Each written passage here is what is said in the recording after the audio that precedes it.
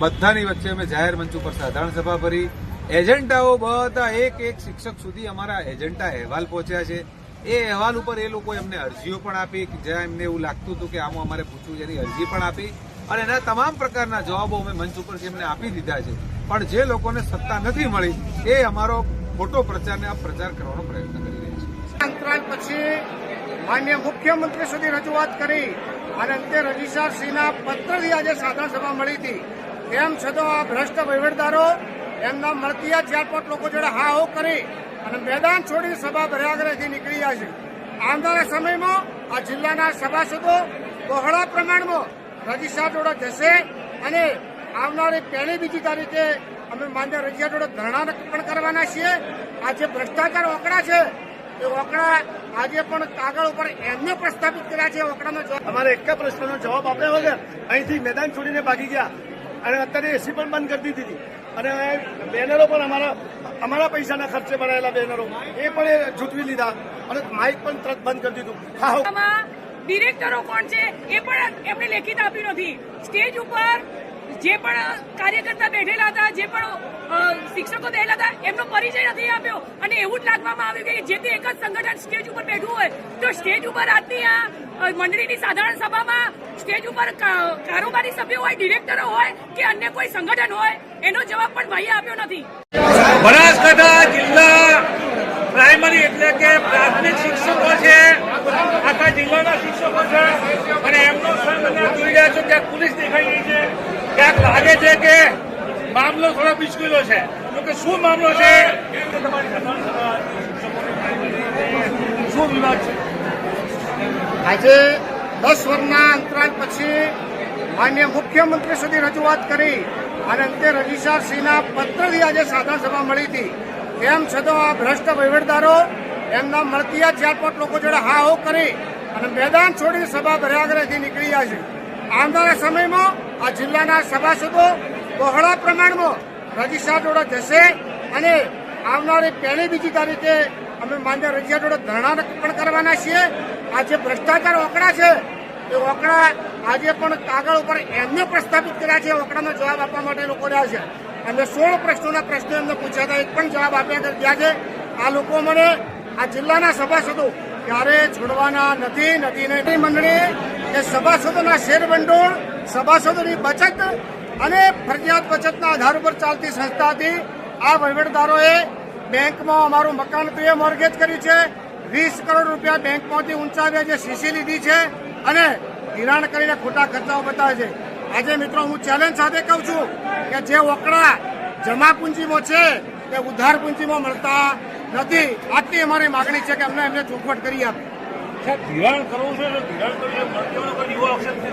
ધિરાણમાં અમે એવું માનીએ છીએ કે મારો સંબંધી છે તો એને 7 લાખ ધિરાણ આપું, સંબંધી નથી તો ભાઈ 3 લાખ મળશે.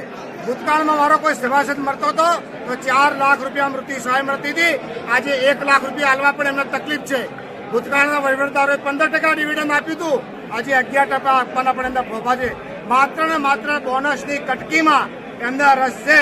મોટી રકમના બોનસની જ ઉપાય કરી છે એના અમારા વિરોધ છે. અમારો બસ સાહેબે જે કીધું એ બધું યોગ્ય જ છે અને આ સંઘર્ષ કરવો જ જોઈએ. એ લોકો અમારી સાધારણ સભા ભરી, સાહેબ એ લોકો સાધારણ સભા ભરી અમારે એક પ્રશ્નનો જવાબ આપ્યા વગર અહીંથી મેદાન છોડીને ભાગી ગયા અને અત્યારે એસી પણ બંધ કરી દીધી અને બેનરો પણ અમારા પૈસાના ખર્ચે બનાવેલા બેનરો એ પણ જૂટવી લીધા અને માઇક પણ તરત બંધ કરી દીધું. હાવ કરીને જતા રહ્યા છે. બેન શું કહેશો? પોલીસ પણ અહીંયા શું તમારે સભામાં આજે લગ્નગાળાની સિઝનમાં તમામ તાલુકામાંથી ઉપસ્થિત ભાઈઓ અને બહેનોએ અહીંયા જે હાજરી આપી, આજની આ સાધારણ સભામાં ડિરેક્ટરો કોણ છે એ પણ એમને લેખિત આપ્યું નથી. સ્ટેજ ઉપર જે પણ કાર્યકર્તા બેઠેલા હતા, જે પણ શિક્ષકો બેઠેલા હતા, એમનો પરિચય નથી આપ્યો અને એવું જ લાગવામાં આવ્યું કે જે તે એક જ સંગઠન સ્ટેજ ઉપર બેઠું હોય તો સ્ટેજ ઉપર આજની આ મંડળીની સાધારણ સભામાં સ્ટેજ ઉપર કારોબારી સભ્યો હોય, ડિરેક્ટરો હોય કે અન્ય કોઈ સંગઠન હોય એનો જવાબ પણ ભાઈએ આપ્યો નથી. આપ સૌને આશ્વસ્ત કરું છું કે 10 વર્ષથી સાદા સભા નથી ભરાઈ, ગયા વર્ષે નથી ભરાઈ તો પણ 1.5 લાખ રૂપિયા ખર્ચ મૂક્યો છે અને આ વર્ષે હું માનું છું કે આજની સાધારણ સભાનો આ મંડળી મિનિમમ 5 લાખથી વધારે ખર્ચો ઉધારશે. 5 લાખથી વધારે મિત્રો ખર્ચો ઉધારશે મીડિયાને પણ અમે આશ્વત કરીએ છીએ કે જો આપ સત્યના જાગીદાર છો તો તમે પણ સત્ય ઉજાગર કરવામાં આપ સૌ અમને મદદ કરો એવી મીડિયાના મિત્રોને પણ હું અપેક્ષા રાખું છું. તો આપણે જોયું દબાણ છે, માગણીઓ છે, આક્ષેપો છે. સૌથી મોટી જિલ્લાની શિક્ષકો માટેની મંડળી બનાસકાંઠા પ્રાઇમરી શિક્ષકોનો સંઘ, વર્ષો જૂનો સંઘ, શિક્ષકોનું હિત વિચારતો સંઘ અને કેટલાક ગંભીર આક્ષેપો છે કે ખુલાસા સાથે પોતાની ન્યાયિક વાત મૂકવા માટે આપણે જોડાયા છે. સંજયભાઈ, આજની આ બેઠક હતી, કહેવાય છે કે વર્ષો બાદ આટલી મોટી વિશાળ બેઠક હતી. કેટલાક આક્ષેપો કેટલાક લોકો લેખિતમાં કર્યા છે. બનાસકાંઠા જિલ્લા પ્રાથમિક શિક્ષકોની ધિરાણ અને સહકારી મંડળીની અંદર આખા બનાસકાંઠા જિલ્લાના ખૂબ મોટા પ્રાથમિક શિક્ષકો એના સભાસદો છે અને ઘણા લાંબા સમયથી અમારા અગાઉના પણ કેટલાય આગેવાનો એનું નેતૃત્વ કર્યું છે. શિક્ષકોએ ખૂબ સારી રીતે આ સંસ્થાને પ્રાથમિક શિક્ષકો માટે ખૂબ મજબૂત સંસ્થા બનાવી છે અને આજે અમારા પ્રાથમિક શિક્ષકો માટે આ સંસ્થા આવકારદાયક છે કે ગમે ત્યારે જ્યારે ઓચિંતાની આકસ્મિક જ્યારે પણ જરૂરિયાત નાણાકીય પડે ત્યારે એ બધા માટે ગમે ત્યારે એનું કોઈ પણ વસ્તુ એની ઉભી રહેતી નથી, એનું કામ કરે. વધુમાં ઘણા લાંબા સમયથી એટલે 6-8 મહિનાથી એક પ્રકારનો એક વિષય એવો ચાલતો હતો. અલગ અલગ જગ્યાના ફોરમ ઉપર રજૂઆતો પણ કરવામાં આવી કે બનાસકાંઠા જિલ્લા પ્રાથમિક શિક્ષક સરાફી મંડળી સાધારણ સભા ભરતી નથી, ભ્રષ્ટાચાર ખૂબ મોટા પ્રમાણમાં કરે છે. અલગ એમણે ગત સાલના 2025ના સરવૈયા ઉપરથી બધા જ પ્રકારના અંદરથી નાના મુદ્દાઓ શોધી અને તમામ રજૂઆતો એમણે સરકાર લેવલે મંડળી વિરુદ્ધના વહીવટદારોની સામે એમણે સરકાર સમક્ષ કરી અને વધુમાં એમણે આવેદનપત્ર પણ કાર્યક્રમ કરીને આપ્યો હતો. એ સમયે અમે અમારી પ્રતિક્રિયા આપવાનું ટાળ્યું હતું. એટલા માટે ટાળ્યું હતું કે આ એક નાણાકીય સંસ્થા નાણાકીય સંસ્થાને બધાનો વિશ્વાસ જળવાઈ રહે, થાપણદારોનો જળવાઈ રહે, ધિરાણદારોનો જળવાઈ રહે, એ ખૂબ જરૂરી બાબત હતી. એટલે અમે જ્યારે એમણે આવેદનપત્ર આપ્યા ત્યારે સરકારશ્રી અમારી સામે તપાસ મૂકી અને કલેક્ટર સાહેબને પણ એમણે આપ્યું ત્યારે જિલ્લા રજિસ્ટ્રાર સાહેબ દ્વારા સહકાર વિભાગ દ્વારા અમારી સામે તપાસ થઈ અને સરકાર વિભાગના અધિકારીઓ દ્વારા અમારા જિલ્લા મંડળનું તમામ પ્રકારનું રેકર્ડ એ ત્યાં ઉપસ્થિત રહીને હમણાં એક મુદ્દાની છણાવટ કરી તમામ પ્રકારનું રેકર્ડ જોવામાં આવ્યું. રેકર્ડ જોયા બાદ એ અભિપ્રાય એમણે એમની કચેરીને સબમિટ કર્યો અને બીજી નવી વાત એ છે, દુઃખદાયક કહેવાય શિક્ષકો માટે, એક શિક્ષકો એક વર્તમાન સમયમાં પેઢીને એક પ્રેરણા આપનાર શિક્ષક કહેવાય અને જ્યારે પોતાના સ્વાર્થો માટે સાચી બાબતોને છુપાવવી અને નકારાત્મક બાબતોને રજૂ કરી અને જે શિક્ષકોનો માહોલ જે ડોળાય એ ખરેખર ખૂબ કઠિન બાબત છે, ખોટી બાબત છે. એક બનાસકાંઠા જિલ્લા પ્રાથમિક શિક્ષક સંઘના પ્રમુખ તરીકે પણ આ વાતને વખોડું છું અને દુઃખ પણ વ્યક્ત કરું છું. એક વાત છે કે સ્થાનિક સ્વરાજ્ય શું પૂરી સત્તા પરિવર્તન માટેની કોઈ ચળવળ છે? ના, બિલકુલ. આ એક રૂટીન દર વર્ષે 30/4 જ્યારે 31/3 એનું હિસાબી વર્ષ પૂરું થાય. તમારી સામેનો હંગામો જે કોઈ સરકારી ચળવળ છે તેની લોકો માનતા હોય છે મોટું પરિવર્તન આવું કંઈ હું માની શકું કે કેટલાક લોકોને આ મંડળીની અંદર આવવા માટે, સત્તા મેળવવા માટે કરી અને બદનામ કરવા, અલગ અરજીઓ કરી, માનસિક ટોર્ચર કરવાના કોઈ પણ પ્રકારે એનકેન પ્રકારે સત્તાની અંદર આવવા માટેના પ્રયત્નો હોઈ શકે, પણ મેં એવું નક્કી કર્યું છે કે જે સંસ્થા છે નિયમ મુજબ ને નીતિમત્તા મુજબ મારે આગળ વધવાનું છે.